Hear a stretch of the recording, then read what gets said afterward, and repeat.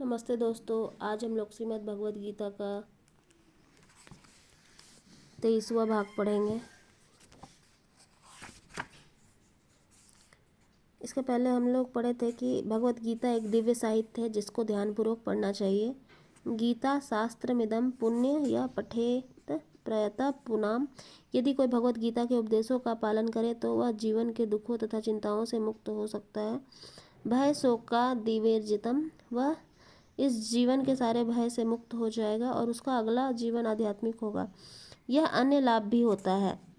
गीता अध्ययनशीलस्य प्राणायाम परस्य च नैव सन्ति हि पापानि पूर्वजन्म कृतानि च। यदि कोई भगवद गीता को निष्ठा तथा गंभीरता के साथ पढ़ता है तो भगवान की कृपा से उसके सारे पूर्व दुष्कर्मों के फलों का उस पर कोई प्रभाव नहीं पड़ता। भगवान भगवद गीता का अंतिम अंश जोर देकर कहते हैं, सर्वधर्मान् परित्यज्य मामेक शरणं व्रज, अहं त्वा सर्वपापेभ्यो मोक्षयिष्यामि मा शुच। सब धर्मों का त्याग कर एकमात्र मेरी शरण में आओ, मैं तुम्हें समस्त पापों से मुक्त कर दूंगा, तुम डरो मत। इस प्रकार अपनी शरण में आए भक्त का पूरा उत्तरदायित्व भगवान अपने ऊपर ले लेते हैं और उसके समस्त पापों को क्षमा कर देते हैं। मलिने मोचनम पुंसा जल स्नानम दिने दिने, सकृद गीतामृत स्नानम संसार मलना नाशनम। मनुष्य जल से स्नान करके नित्य अपने को स्वच्छ कर सकता है, लेकिन यदि कोई भगवद गीता रूपी पवित्र गंगा जल में एक बार भी स्नान कर ले तो वह भव सागर की मलिनता से सदा सदा के लिए मुक्त हो जाता है। गीता सुगिना कर्तव्या किमन्ये शास्त्र विस्तरे, या स्वयं पद्मनाभस्य मुख पद्मिनी श्रिता। चूँकि भगवत गीता भगवान के मुख से निकली है, अतएव किसी को अन्य वैदिक साहित्य पढ़ने की आवश्यकता नहीं रहती। उसे केवल भगवद गीता का ही ध्यानपूर्वक तथा मनोयोग से श्रवण तथा पठन करना चाहिए। वर्तमान युग में लोग सांसारिक कार्यों में इतने व्यस्त हैं कि उनके लिए समस्त वैदिक साहित्य का अध्ययन कर पाना संभव नहीं रह गया है, परंतु इसकी आवश्यकता भी नहीं है। केवल एक पुस्तक भगवद गीता ही पर्याप्त है, क्योंकि यह समस्त वैदिक ग्रंथों का सार है और इसका प्रवचन भगवान ने किया है। जैसा कि कहा गया है, भारतामृत सर्वस्व विष्णु वक्रताद्विनी स्मृतम, गीता गंगोदकम पीत्वा पुनर्जन्मे न विद्यते।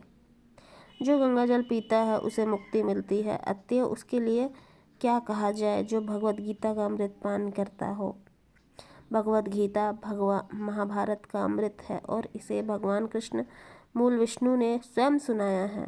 भगवद गीता भगवान के मुख से निकली है और गंगा भगवान के चरण कमलों से निकली है। निसंदेह भगवान के मुख तथा चरणों में कोई अंतर नहीं है, लेकिन निष्पक्ष अध्ययन से हम पाएंगे कि भगवद गीता गंगा जल की अपेक्षा अधिक महत्वपूर्ण है।